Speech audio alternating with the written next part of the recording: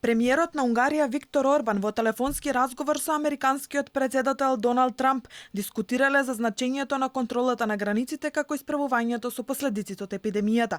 Орбан и Трамп ги поздравиле политичките и економските врски меѓу двете земји кои продолжуваат да бидат одлични, а и двајцата лидери се согласуваат дека среде епидемија и двата народи копнеат за безбедно отварање на нивните заедници и враќањето на работа.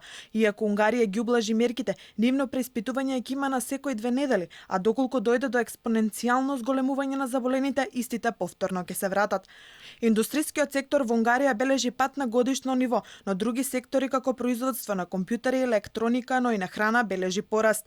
Претходно премиерот Виктор Орбан најави дека најголемата задача во 2020 година на земјата ќе биде економијата и нејзината заштита, а акцијскиот план на владата е намалување на даноците, бидејќи како што вели Орбан, успехот во последните години се должи токму од намалувањето на даноците. Инаку на Загребскиот самит Орбан цврсто се залагал за пристапување во ЕУ на земјите од Западен Балкан, што подеднакво било во најдобар интерес на засегнатите држави и самата Европска унија.